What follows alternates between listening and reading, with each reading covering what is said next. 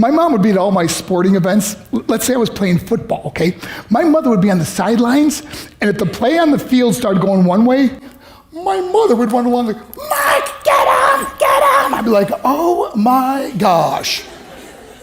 I'd get in the huddle with the other guys. They go, Mark, is that your mother? I go, no, I never saw her before in my life.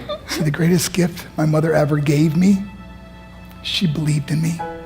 I have overdosed on drugs on 3 occasions where I should have been dead. But I believe I was kept here for a reason. You show me your friends, I will show you your future. How do I know this?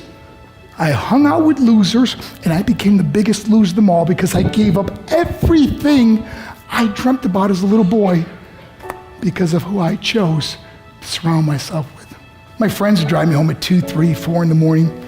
We'd be drunk and high, laughing in the car.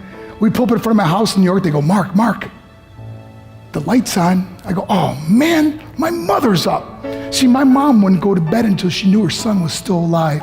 I'd walk in, she'd say, hi, Mark, how was your night? I go, it was good, Mom, I'm just gonna go to bed. She goes, can I talk to you for a minute? I go, Mom, I'm tired, I'm just gonna go to bed. She goes, Mark, I haven't seen you all day and all night. Can I please talk to you? I said, man, just leave me alone. You bug me. I'd slam my bedroom door on the one person who believed in me. I was on a worldwide tour and we were wrestling overseas in Japan. After my wrestling match, I went upstairs in my hotel room and I fell asleep. There was a knock at my door at 3 o'clock in the morning. I got out of bed and I looked through the safety window and I could see it was a Japanese promoter. So I opened the door and he said, Mark, you need to call home. There's been an emergency. I went and got on the hotel room phone. I called back to the United States. I said, hey, what's going on? They said, Mark, I don't know how to tell you this. I said, just tell me what happened. All of a sudden they started crying. They go, Mark, I can't tell you. I said, just say it. They said, Mark, your mother died. I just threw the phone down. I ran out of my hotel room. I took the elevator to the lobby, and when the doors opened up, I just ran out into the street. I mean, there was no cars, there was no people. It was 3 o'clock in the morning.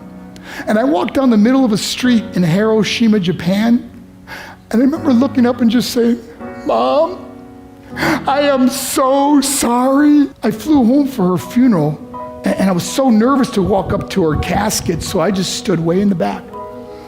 And I kept looking from a distance. I kept thinking to myself, Mom, please wake up. Please get up. And then I finally got the nerve to walk up to her. And as I got closer, I could see my mom for the first time. I mean, she was so beautiful. She was dressed in white. I mean, she looked like an angel. And I just stood over and I said, Mom, you are my hero. Everything I am, everything I hope to be was because of you. You loved me so much. You gave me a life. You're the only one that ever believed in me. How did I repay her? By getting drunk, by getting high, by getting stupid, by hanging out with losers. For what? All she ever wanted to do was talk to me. I wish I could talk to you now, Mom. I wish you could see what I'm doing. Why couldn't I have been a better son? We are defined by our choices. But if you surround yourself with people involved in drugs and alcohol and pills, it's a dead end. I'm not here to preach to you. I'm here to tell you I lived that life. It leads to broken hearts, broken relationships, broken dreams, and death. For what? To get high?